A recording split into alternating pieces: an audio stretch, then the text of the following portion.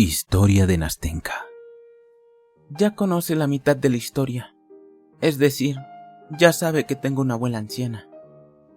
Si la segunda mitad es tan breve como esta, me aventuré a interrumpir riendo. Calle y escuche, ante todo una condición, no me interrumpa, porque pierde el hilo. Escuche callado, tengo una abuela anciana. Fui a vivir con ella cuando yo era todavía muy niña porque murieron mis padres. Mi abuela, según parece, era antes rica, porque todavía habla de haber conocido días mejores. Ella misma me enseñó el francés y más tarde me puso maestro.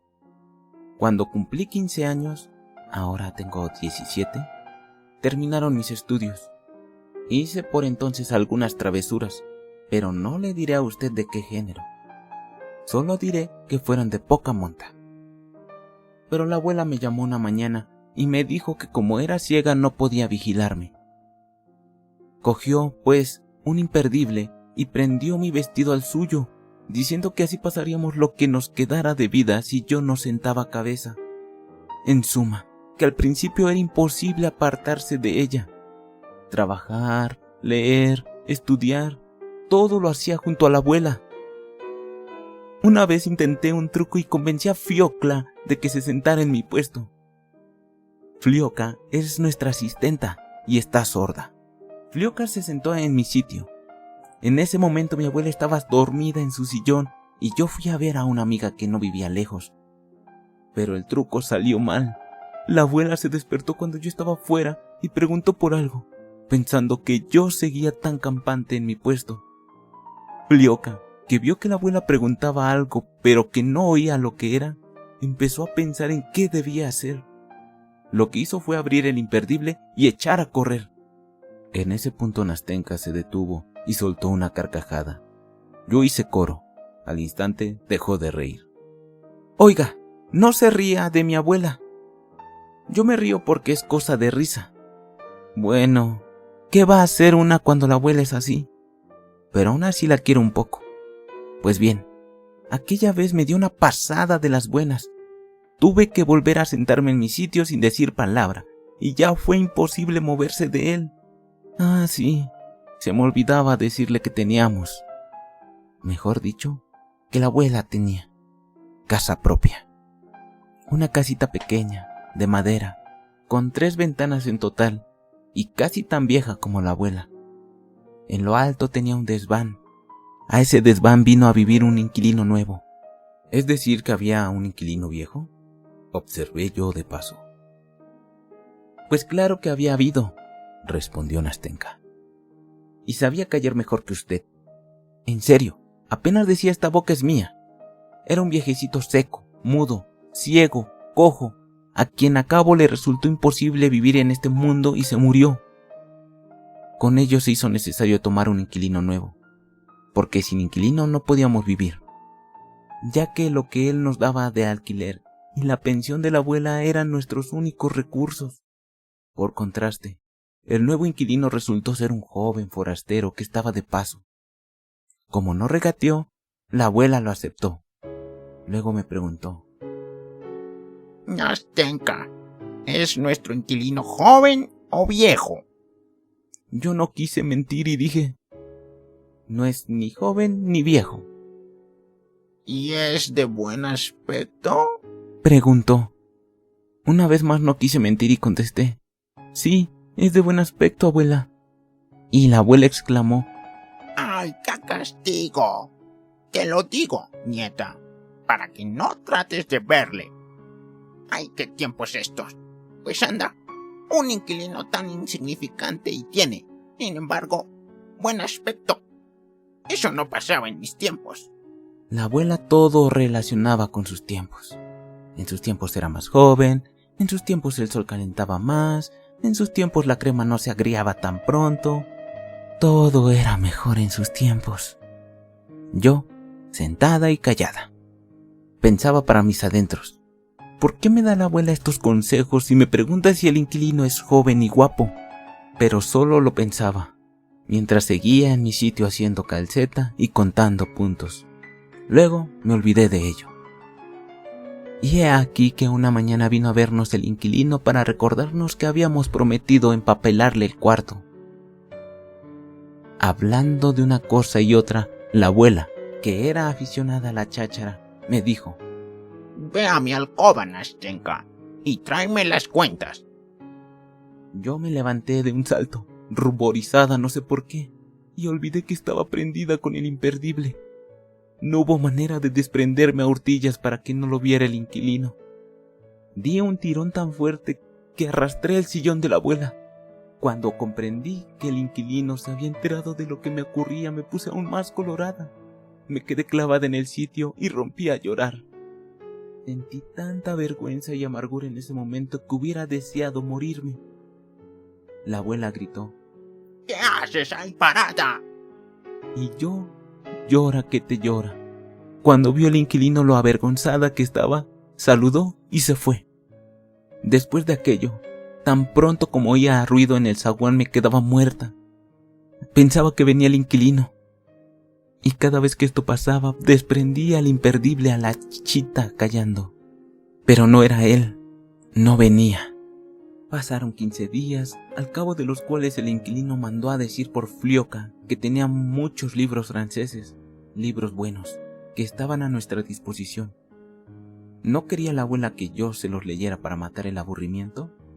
La abuela aceptó agradecida, pero preguntó si los libros eran morales. Porque me dijo: Si son inmorales, Nastenka, de ninguna manera deben leerse, porque aprenderías cosas malas. ¿Qué aprendería, abuela? ¿Qué es lo que cuentan? ¡Ah! Respondió: Cuentan cómo los mozos seducen a las muchachas de buenas costumbres, y cómo, con el pretexto de que quieren casarse con ellas, las sacan de la casa paterna, y cómo luego abandonan a las pobres chicas a su suerte, y ellas quedan deshonradas. Yo he leído muchos de esos libros, dijo la abuela, y todo estaba descrito tan bien que me pasaba la noche leyéndolos. Así que mucho ojo, Nastenka, no los leas. ¿Qué clase de libros ha mandado?, preguntó. Novelas de Walter Scott, abuela. ¿Novelas de Walter Scott? Vaya, vaya, ¿no habrá ahí algún engaño? Mira bien a ver si no se ha metido ellos algún billete amoroso. No, abuela, no hay ningún billete. Mira abajo de la cubierta. A veces los muy pillos los meten bajo la cubierta. No hay nada tampoco bajo la cubierta, abuela. Bueno, entonces está bien. Así pues, empezamos a leer a Walter Scott y en cosa de un mes leímos casi la mitad. El inquilino siguió mandándonos libros. Mandó las obras de Pushkin y llegó el momento en que yo no podía vivir sin libros y ya dejé de pensar en casarme con un príncipe chino. Así andaban las cosas cuando un día tropecé por casualidad con el inquilino en la escalera. La abuela me había mandado por algo. Él se detuvo. Yo me ruboricé y él también, pero se echó a reír. Me saludó. Preguntó por la salud de la abuela y dijo: ¿Qué? ¿Han leído los libros? Yo contesté que sí. ¿Y cuáles? Volvió a preguntar: ¿Les han gustado más? Yo respondí: Ivanhoe y Pushkin son los que más nos han gustado. Con eso terminó la conversación por entonces. 8 días después volví a tropezar con él en la escalera. Esta vez la abuela no me había mandado por nada, sino que yo había salido por mi cuenta. Ya habían dado las 2 y el inquilino volvía a casa a esa hora. Buenas tardes, me dijo, y yo le contesté: Buenas tardes. ¿Y qué?, me preguntó. ¿No se aburre usted de estar sentada todo el día junto a su abuela? Cuando oí la pregunta, no sé por qué me puse colorada. Sentí vergüenza y pena de que ya hubieran empezado a otros a hablar del asunto. Estuve por no contestar y marcharme, pero me faltaron las fuerzas. Mire, dijo, es usted una chica buena. Perdone que le hable así, pero le aseguro que me intereso por su suerte más que su abuela. ¿No tiene usted amigas que visitar? Yo dije que no, que solo una, Mashenka, pero que se había ido a Popskop.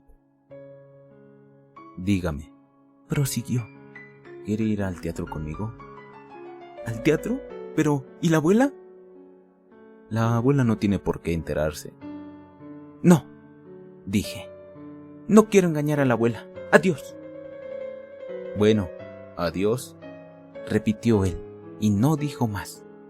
Pero después de la comida vino a vernos. Se sentó, habló largo rato con la abuela, le preguntó si salía alguna vez, si tenía amistades, y de repente dijo: hoy he sacado un palco para la ópera. Ponen El Barbero de Sevilla. Unos amigos iban a ir conmigo, pero después mudaron de propósito y me he quedado con el billete y sin compañía. ¿El Barbero de Sevilla?, exclamó la abuela. ¿Ese es el mismo barbero que ponían en mis tiempos? Sí, el mismo, dijo dirigiéndome una mirada. Yo lo comprendí todo, me puse encarnada y el corazón me empezó a dar saltos de anticipación. ¿Cómo no voy a conocerlo?, dijo la abuela. Si en mis tiempos yo misma hice el papel de Rosina en un teatro de aficionados. ¿No quiere usted ir hoy?, preguntó el inquilino. Si no, sería perder el billete. Pues sí, podríamos ir, respondió la abuela. ¿Por qué no? Además, mi Nastenka no ha estado nunca en el teatro. ¡Qué alegría! ¡Dios mío! En un 2x3 nos preparamos, nos vestimos y salimos. La abuela, aunque no podía ver nada, quería oír música. Pero es que además es buena. Deseaba que me distrajera un poco, y nosotras solas no nos hubiéramos atrevido a hacerlo. No le contaré la impresión que me causó El Barbero de Sevilla. Solo le diré que durante la velada nuestro inquilino me estuvo mirando con tanto interés. Hablaba tan bien que pronto me di cuenta de que aquella tarde había querido ponerme a prueba proponiéndome que fuéramos solos. ¡Qué alegría! Me acosté tan orgullosa, tan contenta, y el corazón me latía tan fuerte que tuve un poco de fiebre, y toda la noche me la pasé delirando con El Barbero de Sevilla. Pensé que después de esto el inquilino vendría a vernos más a menudo, pero no fue así. Dejó de hacerlo casi por completo. O a lo más una vez al mes, y solo para invitarnos al teatro. Fuimos un par de veces más, pero no quedé contenta. Comprendí que me tenía lástima por la manera en que me trataba la abuela, y nada más. Con el tiempo llegué a sentir que ya no podía permanecer sentada, ni leer, ni trabajar. Me echaba a reír sin motivo aparente. Algunas veces molestaba a la abuela de propósito, otras, sencillamente, lloraba. Adelgacé y casi me puse mala. Terminó la temporada de ópera y el inquilino dejó por completo de visitarnos. Cuando nos encontrábamos, en la escalera de amarras, por supuesto, me saludaba en silencio y tan gravemente que parecía no querer hablar. Al llegar él al portal, yo todavía seguía en mitad de la escalera, roja como una cereza, porque toda la sangre se me iba a la cabeza cuando tropezaba con él. Y ahora viene el fin. Hace un año justo, en el mes de mayo, el inquilino vino a vernos y dijo a la abuela que ya había terminado de gestionar el asunto que le había traído a Petersburgo y que tenía que volver a Moscú por un año. Al oírlo me puse pálida y caí en la silla como muerta. La abuela no lo notó y él, después de anunciar que dejaba libre el cuarto, se despidió y se fue. ¿Qué iba yo a hacer? Después de pensarlo mucho y de sufrir lo indecible, tomé una resolución. Él se iba al día siguiente y yo decidí acabar con todo esa misma noche, después de que se acostara la abuela. Así fue. Hice un bulto con los vestidos que tenía y la ropa interior que necesitaba y, con él en la mano, más muerta que viva, subí al desván de nuestro inquilino. Calculo que tardé 1 hora en subir la escalera. Cuando se abrió la puerta, lanzó un grito al verme.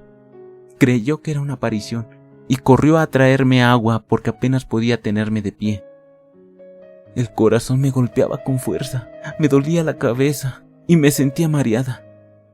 Cuando me repuse un poco, lo primero que hice fue sentarme en la cama con el bulto a mi lado, cubrirme la cara con las manos y romper a llorar desconsoladamente.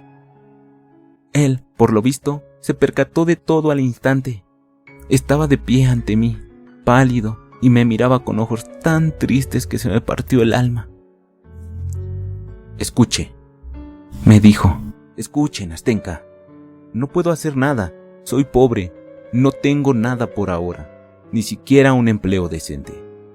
¿Cómo viviríamos si me casara con usted? Hablamos largo y tendido, y yo acabé por perder el recato. Dije que no podía vivir con la abuela, que me escaparía de casa, que no aguantaba que se me estuviera sujeta con un imperdible, y que si quería, me iba con él a Moscú, porque sin él no podía vivir. La vergüenza, el amor, el orgullo, todo hablaba en mí al mismo tiempo, y a punto estuve de caer en la cama presa de convulsiones. Tanto temía que me rechazara. Él, después de estar sentado en silencio algunos minutos, se levantó, se acercó a mí y me tomó una mano. Escuche, mi querida Nastenka. Empezó con lágrimas en la voz. Escuche, le juro que si alguna vez estoy en condiciones de casarme, solo me casaré con usted. Le aseguro que solo usted puede ahora hacerme feliz. Escuche, voy a Moscú y pasaré allí un año justo. Espero arreglar mis asuntos. Cuando vuelva, si no ha dejado de quererme, le juro que nos casaremos. Ahora no es posible. No puedo. No tengo derecho a hacer promesa alguna. Repito que si no es dentro de un año, será de todos modos algún día. Por supuesto si no ha preferido a usted a otro. Porque comprometerla a que me dé su palabra es algo que ni puedo ni me atrevo a hacer. Eso me dijo, y al día siguiente se fue. Acordamos no decir palabra de esto a la abuela. Así lo quiso él. Y ahora mi historia está casi tocando a su fin. Ha pasado un año justo. Él ha llegado. Lleva aquí 3 días enteros ¿Y qué? Grité yo, impaciente por oír el final. Y hasta ahora no se ha presentado, respondió Nastenka sacando fuerzas de flaqueza. No ha dado señales de vida. En ese punto se detuvo, quedó callada un momento. Bajó la cabeza y, de pronto, tapándose la cara con las manos, empezó a sollozar de manera tal que me laceró el alma. Yo ni remotamente esperaba ese desenlace. Nastenka, imploré con voz tímida. Nastenka, no llore. Por amor de Dios. ¿Cómo lo sabe usted?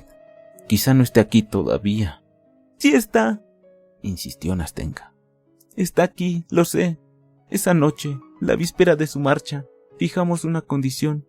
Cuando nos dijimos todo lo que le he contado a usted y llegamos a un acuerdo, vinimos a pasearnos aquí justamente a este muelle. Eran las 10. Nos sentamos en este banco. Yo había dejado de llorar y le escuchaba con deleite. Dijo que en cuanto regresara vendría a vernos y que si yo todavía le quería por marido se lo contaríamos todo a la abuela. Ya ha llegado, lo sé, pero no ha venido. Y se echó a llorar de nuevo. Dios mío, ¿pero no hay manera de ayudarla? Grité, saltando del banco con verdadera desesperación. Diga, Nastenka, ¿no podría ir yo a verle? ¿Cree que usted podría? Dijo alzando de súbito la cabeza. No, claro que no, afirmé conteniéndome a tiempo. Pero mire, escríbale una carta. No, de ninguna manera, eso no puede ser, contestó ella con voz resuelta, pero bajando la cabeza y sin mirarme. ¿Cómo que no puede ser? ¿Cómo que no? Insistí yo aferrándome a mi idea. Sepa usted, Nastenka, que no se trata de una carta cualquiera, porque hay cartas y cartas. Hay que hacer lo que le digo, Nastenka. Confía en mí, por favor. No es un mal consejo. Todo esto se puede arreglar. Al fin y al cabo, ha dado usted ya el primer paso. Con que ahora... No puede ser. No. Parecería que quiero comprometerle. Ay, mi buena Nastenka. La interrumpí sin ocultar una sonrisa. Le digo a usted que no. Usted, después de todo, está en su derecho, porque él ya le ha hecho una promesa. Y por lo que colijo, es hombre delicado. Se ha portado bien. Añadía entusiasmado cada vez más con la lógica de mis argumentos y aseveraciones. ¿Que cómo se ha portado? Se ha ligado a usted con una promesa. Dijo que si se casaba sería únicamente con usted. Y a usted la dejó en absoluta libertad para rechazarle sin más. En tal situación puede usted dar el primer paso. Tiene usted derecho a ello. Le lleva usted ventaja, aunque sea solo, digamos, para devolverle la palabra dada. Diga, ¿cómo escribiría usted? ¿El qué? La carta esa. Pues diría, muy señor mío. ¿Es de todo punto necesario decir muy señor mío? De todo punto. Pero, ahora que pienso, quizá no lo sea. Creo que... Bueno, siga. Muy señor mío. Perdone que... Pero no hace falta ninguna excusa. El hecho mismo lo justifica todo. Diga simplemente, le escribo. Perdone mi paciencia, pero durante un año entero he vivido feliz con la esperanza de su regreso. ¿Tengo yo la culpa de no poder soportar ahora un día de duda? Ahora que ha llegado, quizá haya cambiado usted de intención. Si es así, esta carta le dirá que ni me quejo ni le condeno. No puedo condenarle por no haber logrado hacerme dueña de su corazón. Así lo habrá querido el destino. Es usted un hombre honrado. No se sonría ni se enoje al ver estos renglones impacientes. Recuerde que los escribe una pobre muchacha, que está sola en el mundo, que no tiene quien la instruye y aconseje y que nunca ha sabido sujetar su corazón. Perdone si la duda ha hallado cobijo en mi alma, siquiera solo un momento. Usted no sería capaz de ofender, ni siquiera con el pensamiento, a esta que tanto le ha querido y le quiere. Sí, eso mismo es lo que se me ha ocurrido, exclamó Nastenka con ojos radiantes de gozo. Ha despejado usted mis dudas. Es usted un enviado de Dios. Se lo agradezco tanto. ¿Por qué? ¿Por qué soy un enviado de Dios?, pregunté mirando con arrebato su rostro alegre. Sí, por eso al menos. Ay, Nastenka, demos gracias a que algunas personas viven con nosotros. Yo doy gracias a usted por haberla encontrado y porque la recordaré el resto de mi vida. Bien, basta. Ahora escuche. En la ocasión de que le hablo acordamos que, no bien llegará, me mandaría recado con una carta que depositaría en cierto lugar, en casa de unos conocidos míos, gente buena y sencilla, que no sabe nada del asunto, y que si no le era posible escribirme, porque en una carta no se puede decir todo, que vendría aquí al mismo día de su llegada, a este lugar en que nos dimos cita, a las 10 en punto. Sé que ha llegado ya, y hoy, al cabo de 3 días, ni ha habido carta ni ha venido. Por la mañana no puedo separarme de la abuela. Entregue usted mismo la carta mañana a esa buena gente que le digo. Ellos la remitirán, y si hay contestación, usted mismo puede traérmela a las 10 de la noche. Pero la carta. Lo primero es escribir la carta. De ese modo, quizá para pasado mañana esté todo resuelto. La carta, respondió Nastenka turbándose un poco. La carta, pues... No acabó la frase. Primero volvió la cara, que se tiñó de rosa, y de repente sentí en mi mano la carta, escrita por lo visto hacía tiempo, toda preparada y sellada. Qué recuerdo tan familiar, tan simpático y gracioso ha retenido de ello. Rosina, empecé yo. Rosina, entonamos los dos, yo casi abrazándola de alborozo, ella ruborizándose aún más y riendo a través de sus lágrimas que como perlas temblaban en sus negras pestañas. Bueno, basta. Ahora, adiós, dijo con precipitación. Aquí está la carta, y estas son las señas a que hay que llevarla. Adiós, hasta la vista, hasta mañana. Me apretó con fuerza las 2 manos, me hizo un saludo con la cabeza y entró disparada en su callejuela. Yo permanecí algún tiempo donde estaba, siguiéndola con los ojos. Hasta mañana. Palabras que se me quedaron clavadas en la memoria cuando se perdió de vista.